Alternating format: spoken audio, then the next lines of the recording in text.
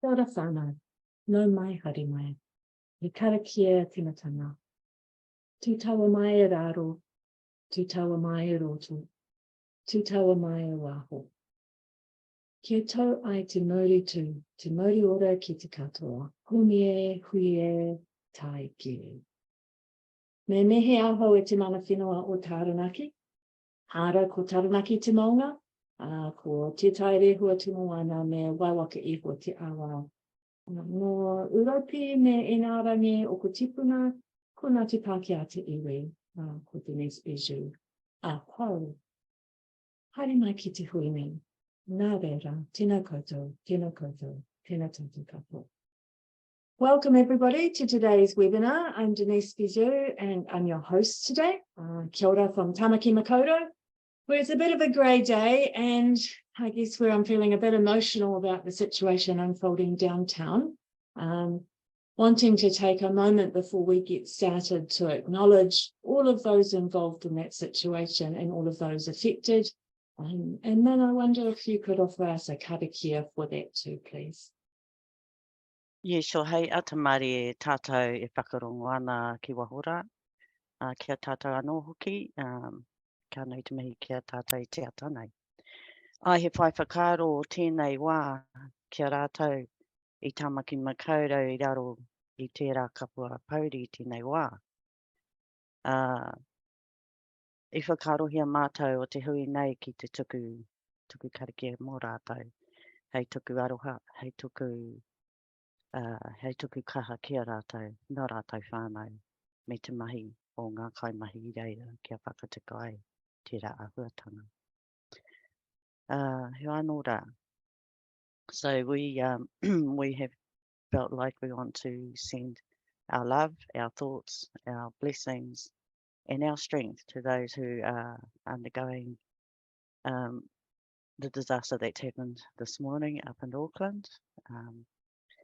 And so we'll be just sharing a little karakia to assist in the workers there to sort the situation and for the families who have all been involved there. Kia anō rā, me karakia tātou. Ai te atua kei mua kui e mātou I tēnei wā I noi atu mātou kia koe. I tēnei wā I noi atu mātou kia koe. Kia whakakahangia rātou I Tamaki Makaurau I tēnei wā. Kia haere ki tō rātou taha. Kia tiaki, kia manaaki. Kia tuku aroha, kia tuku kaha kia rātou. Kia haere pai ai I runga I tēnei wā, pauri mo rātou. Kia pai ai rātou. Ki te motunga o tēnei parikura I tēnei ahuatanga pauri. I te atua tākuna rātou. Me o rātou whānau, ahoko kei hea rātou whānau tēnei wā tākuna rātou. Kia pai ai. Tākuna hoki ngā kaimahi I reira, kia mahi pai ai, kia mahi haumaru ai. Kia whakatuka te ahuatanga I reira. I te atua I hia maito aroha ki rungi a mātou katoa. Nei te rangatira tangata kaha me te kororia ake, ame. Kia ora. Kia ora. And now I welcome you to the webinar. This webinar that brings you thoughts, reflections, provocations from the International Association of Community Development, World Community Development Conference, quite a mouthful, that was held in Darwin a month ago. I think a month ago we were all in Darwin, those panellists that are here with me today. And this conference had a strong emphasis on enabling indigenous-led development in community development spaces. It had a very full program. So even if you were there, you probably didn't get to see everything. So this is a great opportunity to talk about some of the big takeouts from our panel 4 and the spirit, I guess, of fostering the conditions necessary for the actions we take to be fruitful. So, you know, because we're better together and we need everyone in the different sort of spaces we work in to be working to our strengths and learning from one another as we go. So let's meet our panellists. It's really great to have you here with us today from across the Motu and across the Tasman, Te Tai Rehua. We have Min, thank you so much for that karakia and that beautiful blessing. Stephanie Harvey, coming to us from a very frosty Canberra, I believe, and somewhat earlier than the rest of us. Roland Paiko, who's got this amazing view of the harbour there in Raglan, and from Wena Whelolini Maria Tapunai, who has recently returned from Samoa. I'll let them introduce themselves. Tēnā koe, Min, lovely to see you this morning. Oh, tēnā koe, Denise, and lovely to see you too. And me kia koe, Stephanie, one of our hosts as we're there over in Darwin. And to my colleagues around the country, hey, tēnā koe, koutou. So on my father's side, ko hikurangi toku maunga, ko puke hāpoko toku maunga tata, ko waiomoko ko toku awa, ko whangara mai tāwhiti te marae, that you can see in my background there. Ko Ngāti Kunohui taku hapu, ko Ngāti Parau te iwi whānui. I descend from a whale, which you can maybe see on top of that whare behind me. It's my tipuna Paikea. And on my mother's side, she's from the West Coast, Ruapehu toku maunga, Wanganui toku awa, ngā pairangi toku hapu, ko te ati haunui a pāparangi tiwi whānui reira ko kaiwhaiki te marae, te taha o te awa. And on my mother's side, I descend from a large bird. Koe rā hau, I tēnei wā, living whangara, just recently back from a month overseas and back at work, and really enjoying where things are going with our iwi, Ngāti Parau, and our community in the Tairāwhiti. Kia ora. Yeah, thank you. Maria Steph, good morning. Very nice to see you again too. Please tell us a little bit about yourself and where you're coming from today. Oh, hi, everyone. Before I start, I too just want to send blessings and love to that situation and offer whatever strength we can from over here to our countrymen and women in Aotearoa, New Zealand. But it's lovely to be with you all this morning. I'm Steph Harvey. I'm a Bijoux woman from Queensland, and I'm speaking this morning on Ngunnawal Ngambri country, at the nation's capital, and I pay my respects to the traditional custodians here and thank them for their awesome continuing custodianship of this amazing country that I live and work and raised a family on. I'm a mum and I'm a grandma. I'm one of 13. I have 12 siblings, so a big family, which I think really helps in the space that we're in. You know, it's about building relationships and trust and being able to have a yarn, but knowing when to be quiet. So I'm really grateful for this opportunity to come and have a yarn with you all. Good morning. Thanks so much, Steph. It's lovely to have you with us and looking forward to this yarn. Morena Roland, thanks for joining us today. Please introduce yourself too. Morena, tēnā koe, Denise. Tēnā koutou. Ko te mihi tuatahi ki te atua I te rungarawa nāna nei ngā mea katoa I hanga, ka mihi a hau ki te kingi Māori a kingi tūheitia, pōtatau te whirowhiro te tuawhetu me te whare kāhui a riki, rire hau pai mārire. Me mihi atu ki a rātou mā te hunga kua wheturangitia, nō reira I ngā mate, haere, haere, koutou, haere koutou.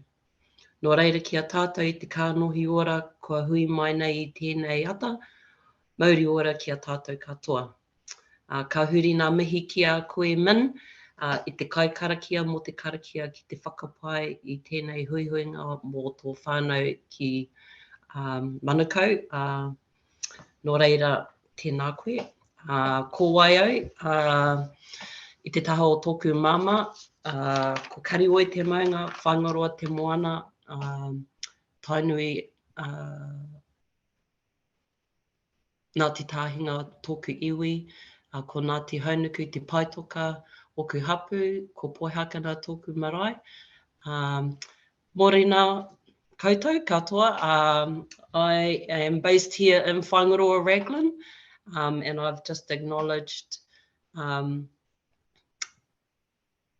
panel and everyone our king. And it's an honour to be here this morning. It's the first time I've been a part of a webinar, and I am representing Raglan Naturally Community Trust, and a new position that I've just taken up on this year as our Hapu Hapuri Engagement Coordinator, and looking forward to our kōrero this morning. Tēnā koutou. Roland. Kia ora, kia pai, thanks Roland. Kia ora, malole soifua, whamoina. Many thanks for being with us today. Please tell us a bit about yourself too. Ia, whaftai, fōi Denise I lo malamala pa ia, kako mafukanga ni ai nei aso,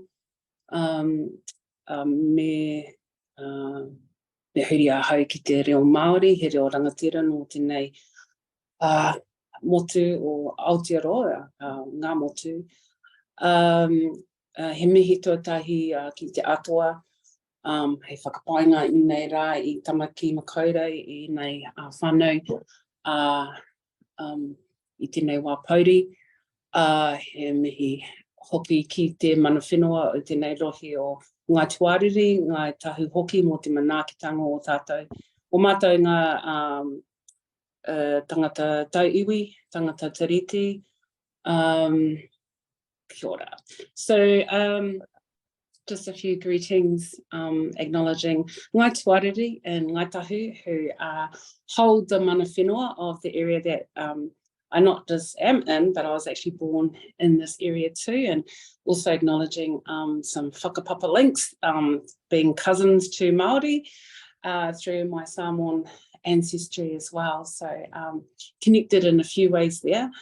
Kawai aho, who am I? So all those names, yes, Whamoina, Whirolingi, Maria Tawhanai, of my villages of Whasatotai on my father's mother's side, Asanga, where Whirolingi, who I'm named after, was born, and also Tawhanai from my late husband, who hails from Tananga Manono, and also from Lano, but where I find my tūranga waiwai is actually in Moli Whanua, where I've just come from, in Samoa. It's near the wharf that goes to Savaii Island, if you're familiar with the place, and it's also where, aside from my work that I do, that you'll see is references a lot of waka knowledge. The next part of my journey is building a waka, so I've just tools I hold today is a pen, but yesterday it was sandpaper and chisel, and yes, so all tools of the trade. How pai, what a wonderful panel, all sorts of experiences and histories and presences, if that's even a word. Let's get started. So whānau participants, as our speakers are talking, don't forget to post your questions in the Q&A, and we'll get to them at the end of the presentations. But Min, to begin with, let's open the conversation with you. As I said, it's been almost a month. What are the things from the conference that are still sitting with you as you return to Aotearoa, to Ngāti Porou country, and what's needed perhaps to build on and action those things here? Yeah, okay, so there's some things that are sitting, still really on top for me because it was such an awesome experience. And, one of the things that struck me immediately arriving in Darwin was the warmth. It was very warm up there. I'd like to say it was real hot, but actually it wasn't burning hot, but it was very warm. There was a different kind of warmth. And, that warmth just continued on right through the whole week. And, the environment itself down in the Darwin Hammer was beautiful. And I felt that the people were very friendly, and, there were smiles everywhere. And so that kind of immediately gave me a sense of feeling good about this place, and, feeling good about what we were going into. The sounds that they still really resonate with me too, because it was quite loud, like the birds, the wildlife is making sure that they're heard. So, and they were they were very much alive. And so, you know, the whole sound of the environment and the feel of the environment was something that I hold. I actually trying to hold it as long as I can because I don't want to let it go. But that's what I really got in the first day, pretty much in the first few hours. But it's something that stayed. And even when the conference, throughout the conference days, and out into the practice exchanges, into the rural communities, it was continued. And if anything, it got even better. It got even friendlier and it got even warmer. And the wildlife became even greater the further you got out into the outback. Yeah, so there are those things that struck me really well. And I mean, you know, they hit their senses, and then the smells, like the frangipani was just everywhere. You know, and these smells, they were beautiful. And so it gives you a sense of warmth and a sense of a beautiful smell and this wild living wildlife. And, you know, and then you have the people there, the Larrakia people, who the people of that place of Darwin. And, you know, and I look at them and I'm just, you know, in awe really, because wow, you grew up with all of this. This is so beautiful. But then, you know, there's that shadow of the work that they had to do, you know, to retain and maintain their mana, their practices, their way of life, and to change, you know, to change and learn new things and all of that. But you know, those are the important things around the people for me, that they you know, their totems, the crocodile, the magpie goose. These are really important things for them. And I get it. I know why. It's just like the whale and the birds for me. But so it was really nice to be in that space. And I think what for me, it just really still sits there, and I don't really want to let it go. I can build on that, you know. So that's takes my knowledge deeper into other cultures. But I'm always kind of trying to not reconcile, but to connect it with my beliefs. And although they are a little bit different, they still acknowledge the wider things. Like it's still about nature. It's still about the universe. It's still about survival of the earth, the sun, the sky, the water, all of that, for life to be abundant. And if that includes us humans, because we live within it. And so, you know, that really continued throughout that conference, with just about all the presentations that I attended. And I have to say that the keynote speakers were just fabulous. Kia ora whamoina, and others, Steph, and you know, and it really brought home those things connected as well. And I think, you know, everybody has their different way of seeing things and feeling things in their own cultures. But I think as a universal people, which our ancestors and Tepun have always told us, we're sisters and brothers. So that connects in a universal sense, and I like that, the deepness of that. And I think there's a spirit within that, you know, that we each carry across the globe, and it's easy to connect. You know, whether you're an Indigenous person from Scotland or Ireland, or you know, you're still Indigenous to that country, but there's a spirit that each of us, white and black and brown, all kind of have. And so I guess it's about, for me, those kind of things are unseen. Sometimes you don't even hear them. It's just kind of an innate sense of what we call wairua, or a spirit.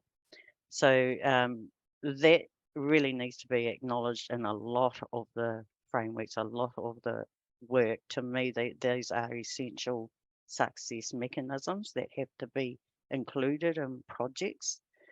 How we do that, is interesting and can be challenging at times, but I think it needs to be, because it gets challenged a lot, because sometimes you got to say, well, how do you prove that kind of thing? Well, and sometimes it can be a bit difficult to do that, but it can be done. And so, yeah, that's just a bit of a start from me, actually. Oh, maybe I'll leave some other things to talk about a bit later and hand some time over to others. Kia ora. Ora. That's a really great reflection, I reckon, and a great start. Thank you so much. That thinking the mix, the value of being there in person, in fact, and how important that is to experience those very tinana, sensory kind of things, but that also pull you into things that are invisible, if you like, and difficult to prove. And you may not hear them in the words, but you hear them in the experience, if you like. So that's lovely. Thanks, Min. Stephanie, building on those things, tell us the things that stood out for you at the conference, and what, from your experience, to bring us into sort of our mahi, I suppose, our work, can help transform the systems, the relationships, the mindsets that Min is talking about. Let's talk about so much more the wellbeing outcomes for people in place. And I know that your organisation is really focused on First Nations-led CLD, so it'd be great to hear about that too. Hi, thank you. So I'll talk about the organisation first, and then talk, I think, about maybe a couple of the key things from the conference that I took away and how we can explore what we're doing in our practice. So Community First Development is an Aboriginal community development research organisation, and we work in a really specific way. We only work by community invitation, and we only work on what community is identified as their priority. And community also chooses the value of that activity when it comes to doing M&E. So we have a story of change, which is our theory of change, our community development framework, and a really rigorous M&E process, but it's grounded in the knowledge and the value of the knowledge of First Peoples.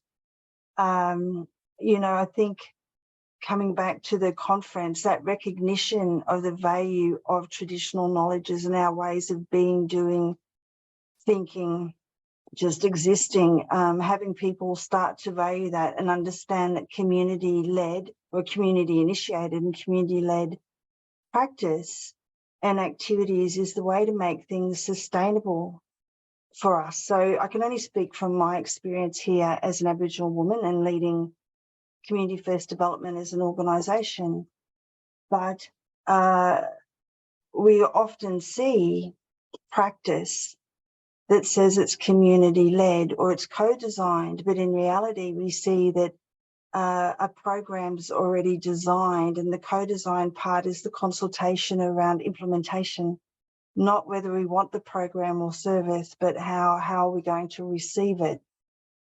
So at the conference, having that recognition of valuing our traditional knowledges and that intergenerational transfer of knowledge was really important. And the other key takeaway, which links both our traditional knowledges and our practice, was that we need to work really hard to decolonise our systems and frameworks. So as an Aboriginal organisation, we did a lot of work to do that, but there's still more work to be done. And as a collective, it's having the will, I think, the courage to explore that and not explore it in isolation. So decolonising development, shifting that power to our communities requires relationship building and trust, and the value of our traditional knowledges and our wisdom in knowing what it is that we need. But we can't do that without also looking at shifting power and decolonising other systems and frameworks like funding. Our communities exist as an ecosystem, so siloed funding doesn't necessarily support the aspirations of a thriving community, or a community whose aspiration is to be a thriving community. And when we look at evaluation, that is sometimes also in a decolonised process. So how do we shift that system as well? And in talking with people at the conference, I was really uplifted and inspired by the awareness around that we are working in this space together. There is real strength in solidarity. There is strength in First Nations people sharing and learning and lifting other First Nations peoples around the globe. The non-Indigenous people who interacted in this space were really willing to be vulnerable and have a conversation around that and recognise we're all in this together, and that it's an issue of humanity. It's not a separate issue or othering other people because we're black fellas or white fellas or brown fellas or whatever it is, that we really are in this together. So just to sum that up, so I stopped talking and we keep moving around the panel, is that value of our traditional knowledge is important in our solutions, and working together across the fields that support a thriving community, whether it's development practice, whether it's evaluation, research, whatever it is, if we create the space for people to have their own agency, then that's what makes our communities thriving and sustainable, and that working together. The power in that is just enormous, isn't it? I mean, look at us all here just talking this morning. The power in coming together and sharing and learning and supporting each other can't be underestimated.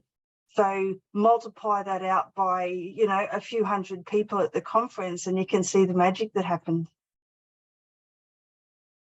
Kia ora. Now that is awesome, Stephanie. I found that really refreshingly honest and uplifting, and I love the challenges that are in there as well, but also the recognition of people who were at the conference, and lots of people probably in the room with us, the willingness for non-Indigenous people to be vulnerable, but also the need to create spaces where Indigenous people can be with Indigenous people and work together and share those knowledges too. And the whole systems kind of approach, not just the ones we're in or part of or have influence over, but beyond that as well.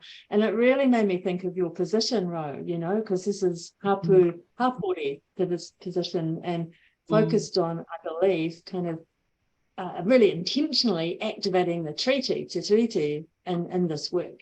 So I'm wondering, you know, when you hear this kōrero from both Min and from Stephanie about what resonated with you at the conference, and what do you think needs to happen here to further decolonize community development, community-led development, Indigenous-led development, and enable that, I guess, more Indigenous voices, knowledges, communities, all the things that Min and Steph have said. No pressure, Ro, just come up with this answer to flow. Kia ora, thank you, Denise. So I guess just in terms, thank you, Stephanie and Min, because you gave me a whole lot of like kupu that I can use just based on your guys' kōrero as well. But in terms of this unique position that we have and opportunity in Whangaroa and Raglan here, this role was kind of intentional in terms of how it was created, not just by some of our board members, but people within Department of Internal Affairs, and the positioning of this role. And it was an intentional, I think, strategy in terms of developing what a community and hapu treaty partnership could look like. This is still a very brand new thing for us in our community, because it hasn't been done before. Well, I feel it hasn't been done before, but it's something that can be designed. So in terms of decolonising what that could look like, this role, I feel like, could be an opportunity for us to design what that looks like, both with hapu and community involved. So I think that's a key component of how we might be able to shift that power in terms of changing the narrative and the story, and being a more solidarity, unified community, and working together as hapu and community together. I think in terms of the conference, I took a lot of stuff away from that. It was very inspiring. It was, I found it exciting in terms of how could I apply some of these new things, new principles, or not so much new, but just the different, I guess, the stories in some of the yarn circles that we were having with our other Indigenous brothers and sisters.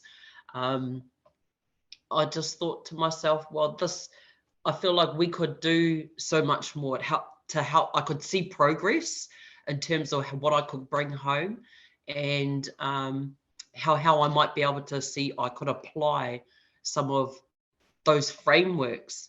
Famuina, I thought you were brilliant in your presentation, and I strongly wanted to connect with you in terms of what you deliver, and in your mahi that you do, and I wanted to be able to allow whaingaroa and not just our community but also our hapu the opportunity to also be a part of what you can have to teach us in our community. Although some of us may have some basic principles of what a treaty partnership looks like, I think in terms of your wayfinding and your framework, I thought that could be something that was practical in terms of what shifting and helping to what our community and hapu could look like in terms of what a partnership could look like.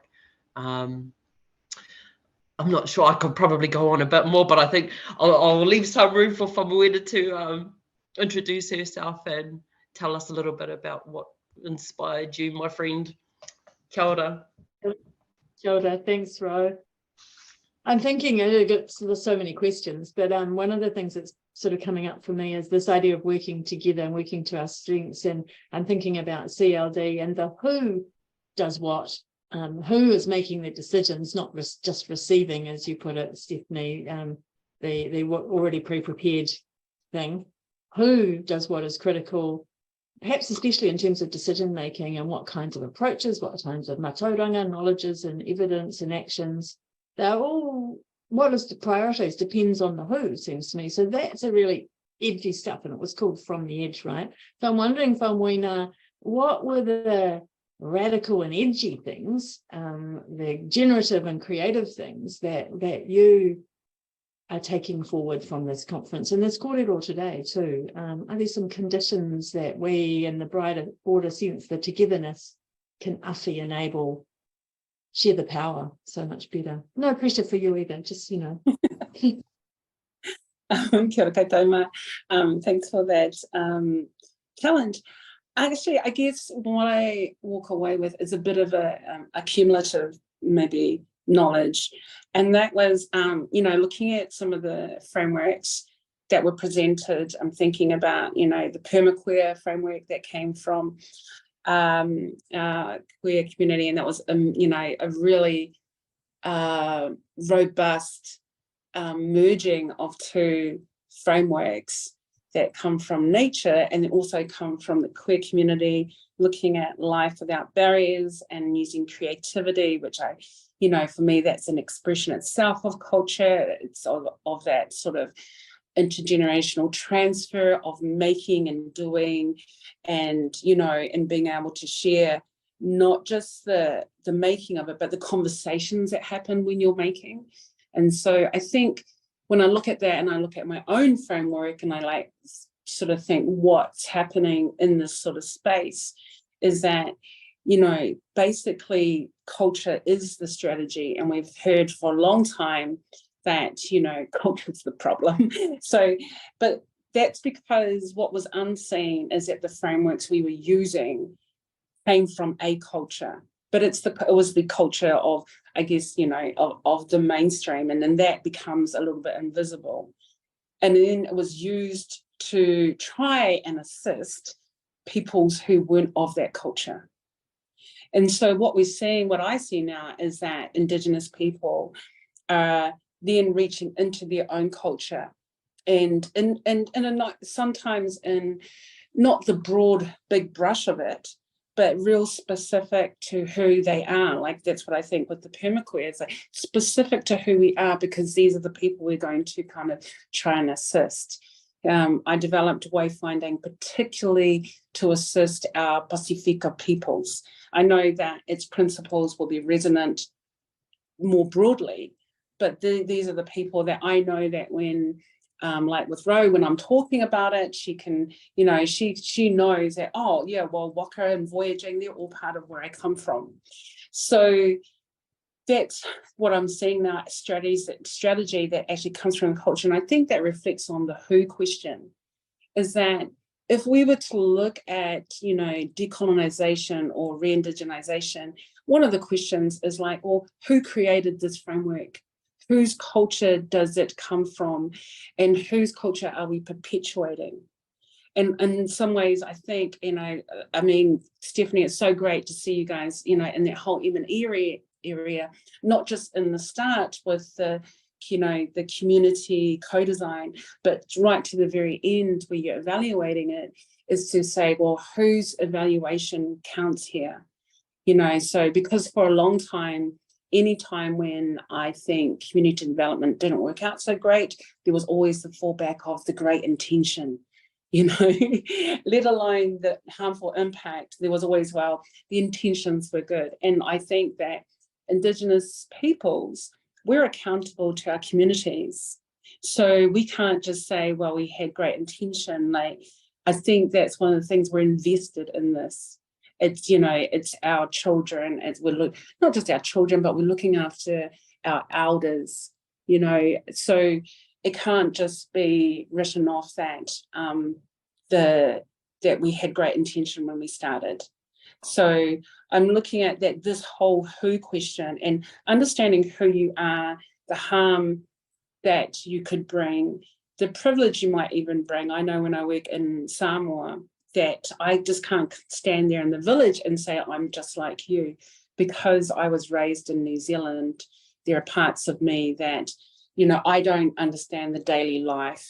I don't have some of the physical limitations that other Samoan women have, you know, with hence I get to go and build a canoe.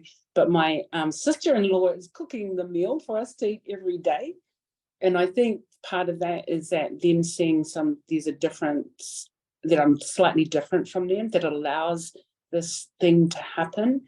So I still have to honour that, you know, there's a privilege that sits inside that, and in my language, even though my whole team don't speak English.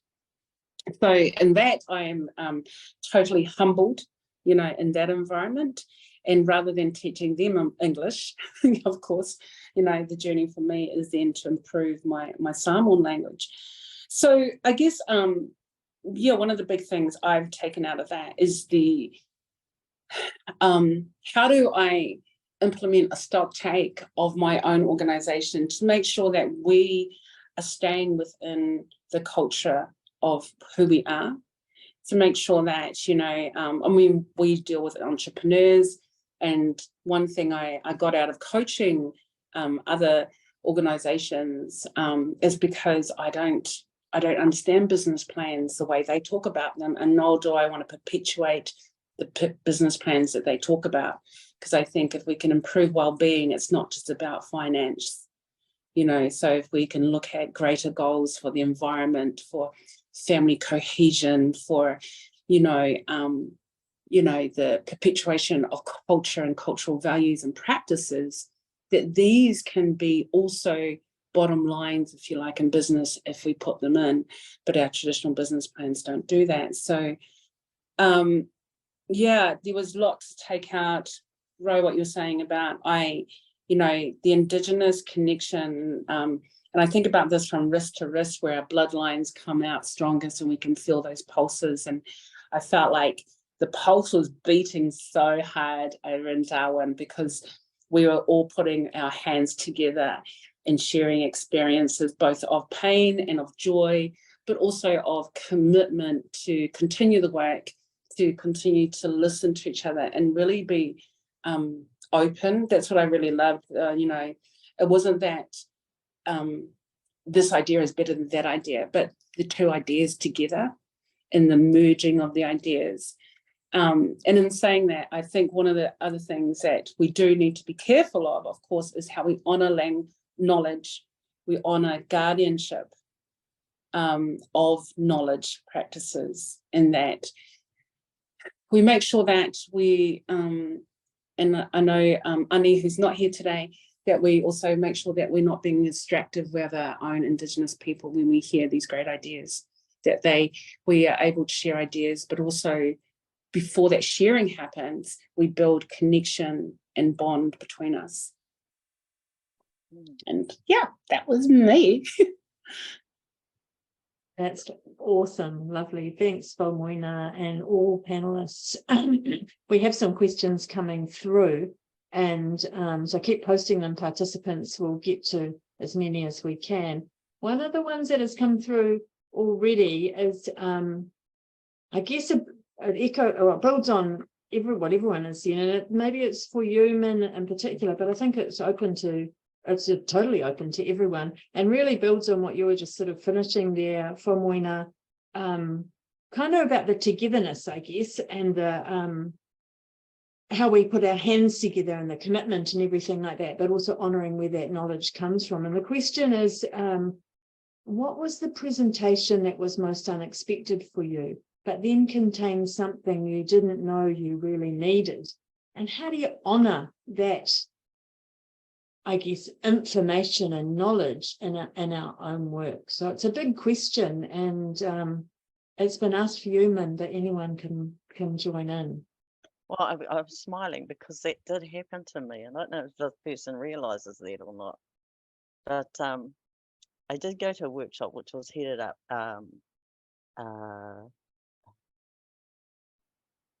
around disaster management, and we're talking about global warming and disasters happen, these hurricanes, and we're just not long gone through the cyclone back here, and recovery and all of that. So, I'm going to this presentation thinking that, I'm part of the recovery team here. I might get some extra ideas that we haven't thought about and all of that.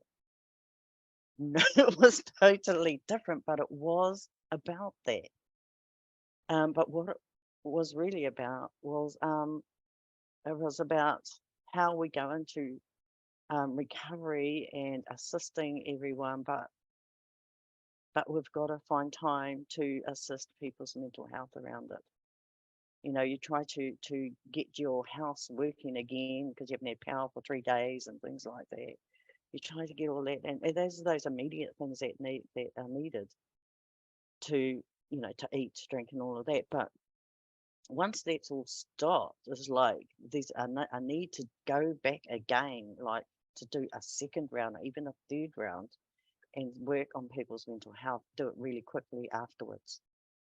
So framework that was presented, I found was a really easy framework, which I'll talk to Denise to share later. But it was just really about the reflection, the self-centering, the mental health of yourself, and reflecting on that and strengthening that, because that whole trying to be resilient and to keep going for your family and keep going for your people. When you're at a certain stage of success with that, or you can't get there, then it stops and it just all comes back internally.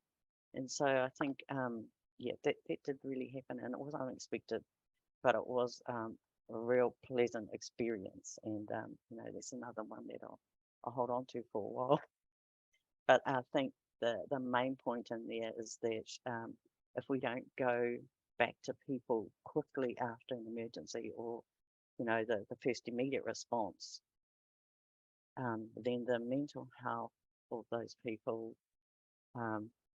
doesn't get dealt with properly. And I think so there is a two-phased wellness approach, or approach to surviving the disasters and preparing for the next ones. Yeah, ka pai, thank you.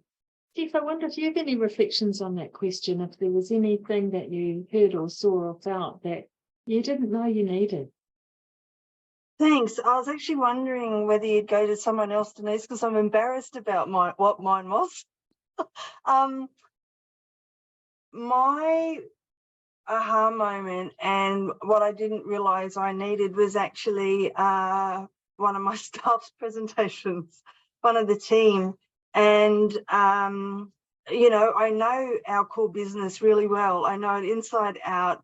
I haven't sat in on any of the presentations for some time that are delivered by staff, just because, you know, CEO, you're busy, you do things, not trying to make excuses, but we have different roles in organisations and you can't be everywhere. But this is the first time I saw our story and our process co-delivered with one of our community partners. And I realised that for us anyway, that we can't go back to delivering in any other way, because we can stand there and talk about our framework, but having our community partner as the recipient's not the right word, but the active partner in that process, talk about what it meant for them from their side of things, how it worked in practice, and the value of it. Really, I just needed to hear that.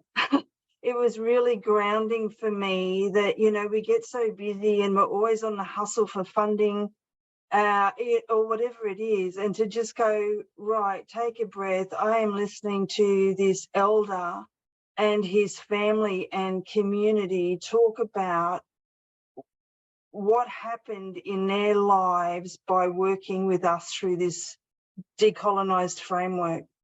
And it was just such a grounding piece for me. So I'm not trying to plug CFD here. I'm really trying to bring this back to the personal. For me, I was really emotional in that session, because I just thought, oh, okay, I can just decompress for a sec. We really are doing things in a way that honours people's agency, and having that elder, Uncle Thomas Cameron, talk about the process that they went through and where they ended up. And, you know, he was saying things like, you believed in us, you never gave up on us. It was just such a powerful moment for me. Yeah, just that grounding again, that I think we get too busy sometimes, even as sovereign people, we get caught up in our day to day, and having the opportunity to stop and breathe that in was everything to me, actually. Yeah. And you're also holding two systems, right? You have to hustle for funding and be in this Western system, even as you're changing the system and being in a decolonised or an emerging decolonised system, which will be different in different places. And again, Ro, that makes me wonder what you might have come across that was unexpected, or that you didn't know you need, you know, because you're in that, well, I don't know if it's the same place, but there's a deliberateness and intentionality in your role about that. I think so. There were a couple of presentations. Totem guys queering up the edges, that stood out for me during their presentation, and I guess for us in our community, it's still quite a closeted, touchy subject. So, and that's where I thought, well, you know, our community, they are our youth, our rangatahi are trying to be a little bit more open, and the discussions within our community are starting to open up around what our LGBTQT space looks like. And they are starting to make a little bit of movement in that space, and allowing our children to come up in through there safely. But I think there can be some more things and tools and frameworks that we could start looking at as well, and introducing and queering up our edges in Whangaroa, especially around our harbour. I think that would be brilliant. In terms of, you know, developing, you know, and working together with all of our community. You know, and just something also quite personal here at home is that, you know, we are losing young people, you know, through suicide.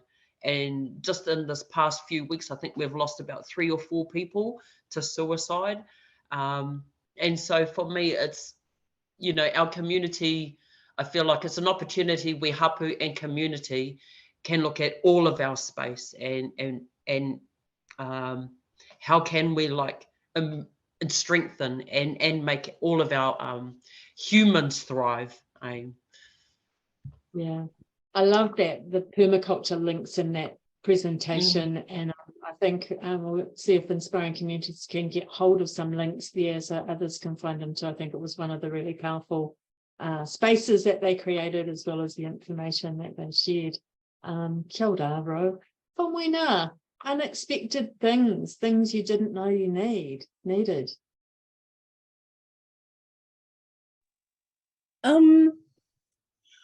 I guess for me, it's just one of those things of place where, so I live here and I consider myself to be an ally to Māori. And I, so from a young age, I think I was 13 when I started learning Te Reo Māori here. So being, best friends, Māori across the road, we lived at each other's houses. And so to go to Darwin, what was strange for me is that, then I'm standing there Indigenous, but I'm also Indigenous Samoan. But because I'm in the room with Māori, then I still feel standing in a place of allyship. But then I came to understand also how different that allyship is to someone who is, say, a Pākehā, So the allyship there is different because I guess it's how, it's one of those things where you're still Indigenous to a place. But if that place is like 100 years ago, then it's a place without memory. It's a place of name, And so it was interesting to find where my feet were feeling more comfortable in that, I live here as an ally, as, tangata Pasifika as well. But over in Darwin, that allyship was, I guess, second to being Indigenous, if that makes sense. So the Indigenous part of me was sitting up primary, and then allied to Māori was coming in second. But then I could see actually within that there's another tier that if you're, a Pākehā, then actually that allyship sits even in a more different space. And I guess it's around the complexities of, the word diversity is such a strange word because we're diverse often within our own bodies, both by culture, by sexuality, all of those sorts of things. So it's just understanding how my, the sorting order of my head was working. Because I'm sure if there was a workshop on allyship, I would have trotted in and I probably would have gone, oh, I'm like the only brown person here. And that has happened to me a few times because of the way I see myself living in Aotearoa and the role I have to play in supporting tangata whenua and their aspirations. And so that was unexpected for me to have a slight dilemma of identity. But and then at the same time to celebrate both things, celebrate that there were more Indigenous people in which we could affirm our experiences, both similar and dissimilar.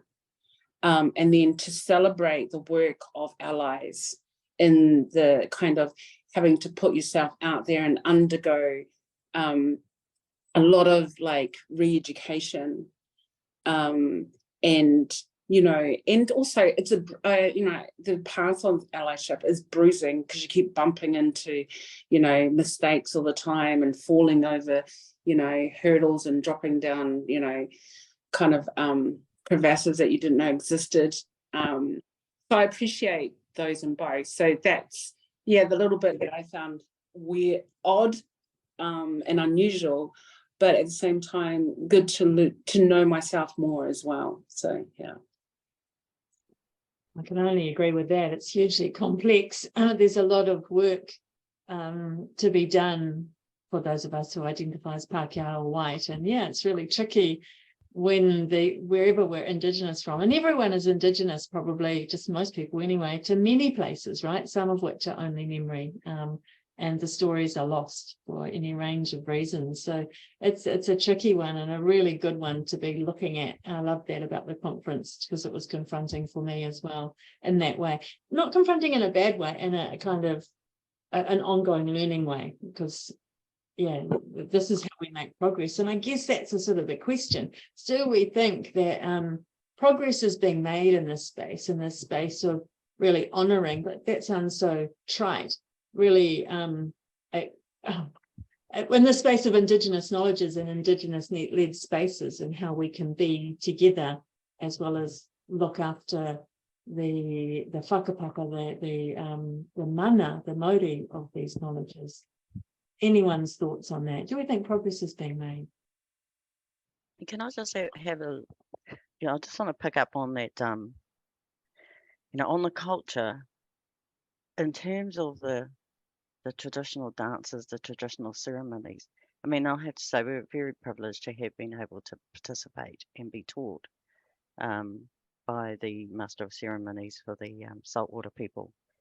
But those, to me, even the dances that we had within the auditorium by the Larrakia people, and at the opening, if you really listening to that and really observing that, and not as a show, but as looking at their feet, like the way that they move their feet, the way that they move their hands, those kind of things are really, really interesting to me, and they tell a lot about that culture. And I think the deepening of the culture is really understanding where they develop these things from, and how that is so important intrinsic to them being who they are, and being able to practice that, and share that and celebrate it.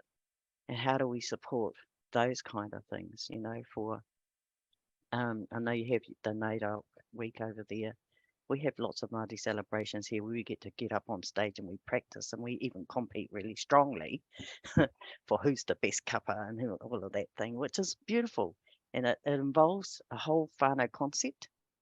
And so, but when you're involved with that, and you really put some time to just observe and listen and watch, it gives you a framework itself. That's it. To me, it's like, I don't need anything else. You just told it all, just in that dance. And so sometimes it can be and I don't want to say this disrespectfully, but it can be as simple as that. And do your traditional dance, and it incorporates your framework, if people can decipher that. And to decipher that, you need to be really observant of it. So yeah, I just wanted to acknowledge that. And then when we went out into the Kakadu and got a lot more of that, it was just, it was everywhere. And so the frameworks that we put up on screens are fabulous, but these traditional frameworks are more visual and hands-on. So I'm being constrained by a framework called time at the moment. Yeah. I've just seen 1 minute to go.